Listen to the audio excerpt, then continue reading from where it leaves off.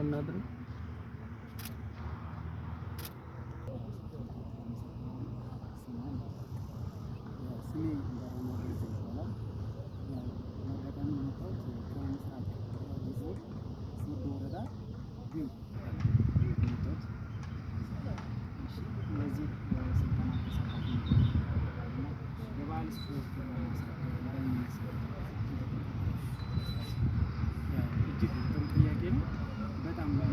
ሀገራችን ከዘመናዊ ስፖርት በተለይ ለአእምሮ ለማዝናናት ትልልቅ ሰዎች ለማግኘት በጣም የሚያዝናና ስፖርት እና የተለያዩ ነገሮች የሚገኙበት እንደ ኢትዮጵያ ትልልቅ ባህሎች ከዘመናዊ ስፖርት በተሻለ የሚያሳይ የስፖርት አይነት ነው እና በጣም ጥሩ ሂደት ያለውና ለወደፊት በትልቅ ቦታ በትልቅ መድረክ የምናሳየው የስፖርት አይነት ነው።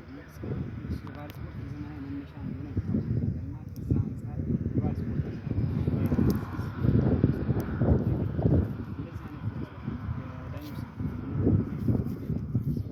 በጣም ጥሩ ጠቀሜታ አለው። ለምሳሌ እኔ ደረጃ አንድ ዳኝነት ሰልጥኜ ወጥቼ በምሰራበት ስራ ቦታ እኔ መምህር ነኝ። በምሰራበት ስራ ቦታ ከ34 በላይ አሁን ለክልልም ሀገር አቀፍም ሄደው የተወዳደሩ ልጆች እነ ሰብለ ሀብታሙ እነ ሀብታሙ መልካሙ የሚባሉ ወንዶችም ሴቶችም ያው እኔ ሰልጥኜ በመውጣት እነዚህ ኦፖርቹኒቲዎች ለልጆች ወይም ደግሞ እነዚህ አይነት ለልጆች እንዲያገኙ አድርገናል።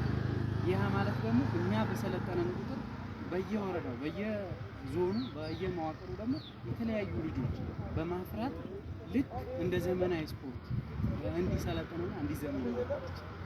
አጠቃላይ የባህል ስፖርት የዳኝነት ጉዳይ የህሊና ከመተግበር ህግን ከማስፈጸም ባለፈ የህሊና ዳኝነት ነው። ለዛ ደግሞ ሁሉም በደንብ ለማወቅ አንተም ጓደኞችም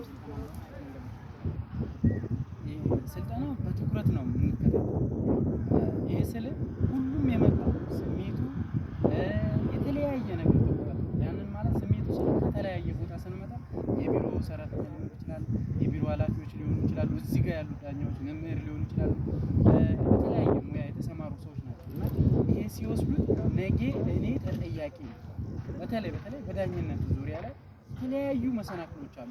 ከተለያየ ቦታ የሚመጣ ሰው አለ ዳኝነት የምንሰራውና እነዛ ሰዎችን በትኩረት ይህንን ዳኝነት ይህንን ስልጠና ተከታትለን የተለየ እውቀት ይዘን ሄደን የተለየ ነገር ደግሞ ሰርተን እንደገና እኛ ሰልጥነን ይዘን ሄደን የምናመጣቸው የተሻሻለውን አሁን ሁለተኛ ደረጃ ነው የምንወስደው። ሁለተኛ ደረጃው የተሻሻለውን ይዘን ሄደን ደግሞ ልጆቻችን ላይ ያለው በመጀመሪያ በአንደኛ ደረጃ ሚስ ያደረግናቸው ነገሮችን በትኩረት እንደገና ስልጠና ስትል የተለየ ፐርፎርማንስ ይዘን እንመጣለን።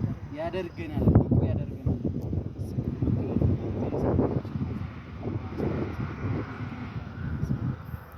በጣም ደስ የሚል ከተለያዩ ያው የስራ ባልደረቦችም እንደተናገሩ ከተለያዩ ክልሎች ነው የምንገናኘው። እንደ ማዕከላዊ ኢትዮጵያ በጣም የሚበረታታ እጅግ የምናደንቅ ከድሮ ከነበረው ደቡብ ክልል አሁን በተሻሻለ ወይም በተሻለ ቦታ ሁኔታ ላይ ያለ ያንን እድል አግኝተነው የማናውቅ ያንን በፊት የነበረው እድሉም ለዚህ ሁሉ ሰልጣኝ ወይም ይሄ ያለንበትን 11 20 የምንለውን ህዝብ እድል አላገኘንም።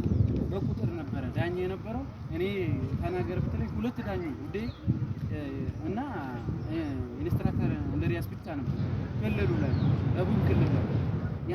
ያንን ለመቅረፍ ማዕከላዊ ኢትዮጵያ ከተመሰረተ በኋላ ይሄ ሁለተኛ እንደገና ደግሞ የአካል ብቃት ስልጠና ከስር ይሄ እንደዚህ ነው በማለት ስልጠና እየሰጠ ያለና በጣም ከክልሎች የተሻለ ነው፣ የተለየ ነው፣ ትኩረት ሰጥቶ እየሰራ ነው እና